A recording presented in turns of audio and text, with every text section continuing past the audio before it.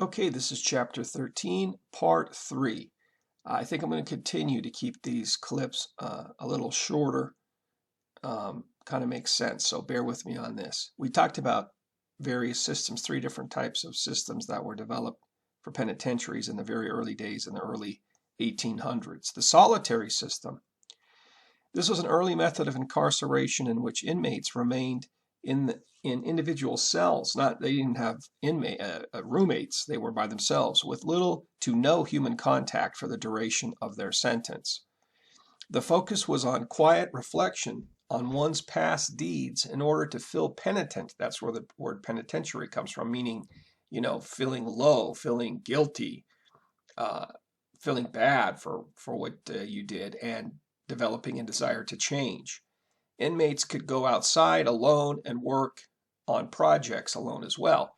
Actually, this solitary system really was sort of developed with sort of a religious thinking in mind. Really, the people who started this early form of penitentiary were religious, and they wanted the experience in the prison to be somewhat religious. And so their philosophy was that if we put somebody in a cell by himself for much of the day, that it gives him a lot of time to reflect and to think seriously about the bad things that he's done. Really, again, in that time and that place, the focus was on a religious perspective. So it was focused on sin, on crimes, but thinking of them as sins.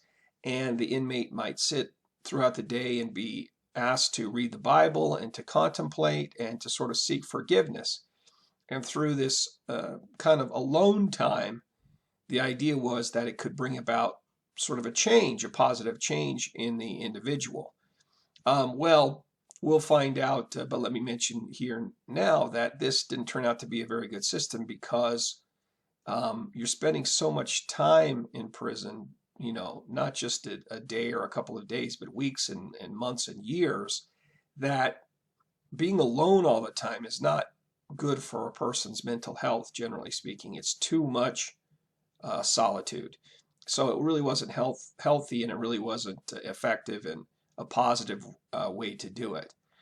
And also, not only is it not good for the inmate, but it's also expensive with everybody being in their own cell all day long. It's less expensive if you can have people buddy up and, say 2 or more individuals share a cell. In the congregate system, an early method of incarceration in which individuals lived in individual cells during the night, but worked in factories and ate with others in dining halls during the daytime.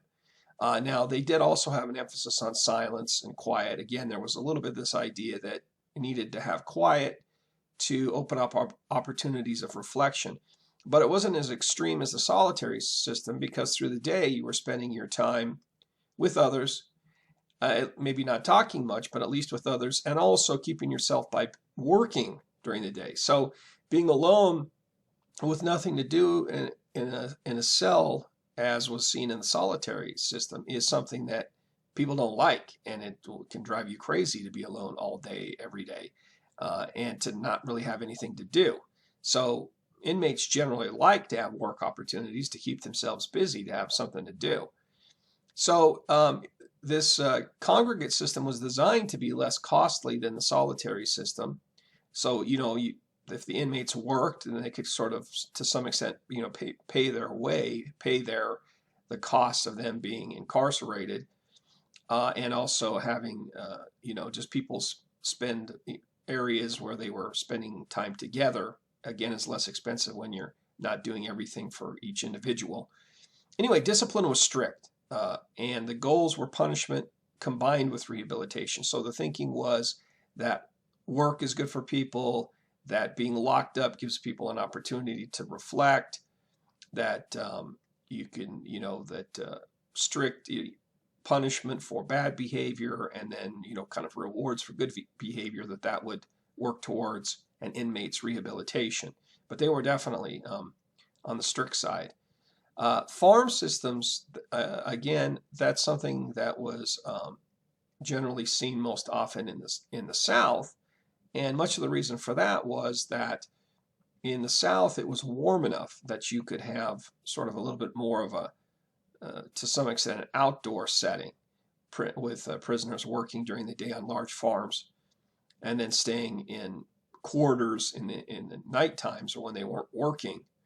And so, again, this was thought of as being less expensive and than like a solitary system, and thought of as being good also to have keep prisoners working during the day, keep them active and busy, as opposed to and together, working together as opposed to being alone and solitary. So those are your three systems there.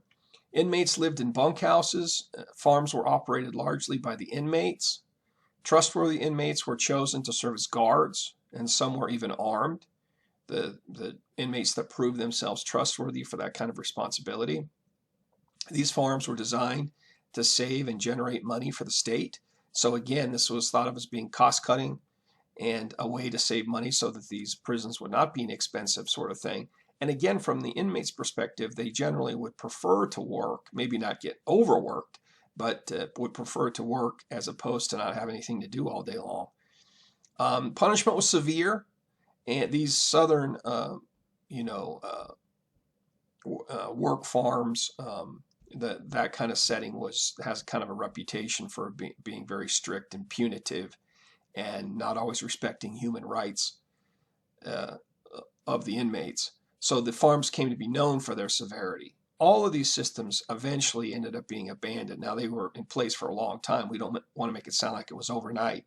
But as the decades went by, these approaches eventually were abandoned. That's really the history of our criminal justice system, has been to have old ways of doing things that gradually people become more and more dissatisfied with, and people move on to different systems, different ways of doing things. That's pretty much the history up till the present time. Solitary life came to be seen as causing mental distress, which is true. That's not imaginary. That's a fact that people don't do very well, many people, if they're alone day after day after day. It's just not good for people's mental health. Corporal punishment or physical punishment was also seen as humane, so that was gradually phased out, where there wouldn't be any sort of punishment against the body, whipping or that kind of thing. Single cells were seen as too expensive, and also, again, the solitary aspect was seen to be not good for inmates. Inmates liked it much better if they had people that they bunked with, that they could talk to and sort of avoid the loneliness. Currently, if we move forward to more current systems, we see that inmates typically share cells. They communicate a lot with others during the day. They have many more opportunities nowadays than in the past for programming, various services, programs, activities designed to, meet the needs of the inmates and, possibly address some of their issues, like drugs, for example, issues that could be getting them into prison. And so you have various types of programming. It's different in different places and all of that, and we don't have time to get into any specifics. But certainly, just looking at the big sweep of history, there's a lot more appreciation now that inmates do better when they're together, even though there's problems with that too. There's problems with violence, and there's problems with sexual assault, and et cetera, et cetera. But overall, inmates seem to be sort of, happier, more content if they can associate with other people during the day. Often they'll spend time in like a day room where, people are hanging out in the same area, possibly with this pod design that we see here, listed here. Many prisons now use a pod design in which cells surround a central day room. Inmates gather there for recreation, programming, and other activities. Certain staff will be in charge of the pod and interact regularly with inmates. So they try to get away from the old system where you have this big sort of industrial-sized prison, and it was more anonymous and felt big. That was kind of the old model. Nowadays, they try to use this pod design where it feels a little more smaller, like everybody. I suppose you could even compare it to trying to make it feel a little bit like a community situation or a family sort of situation, where a work situation where everybody knows everybody, including the staff, that kind of thing. And the idea is that you're going to have better relations if people not only are socializing, but socializing with people regularly, with people that they come to know well. And hopefully you have sort of positive relationships among people who are not all strangers, that kind of thing. Okay, again, I want to keep this short. I'll stop here and pick it up in the next segment.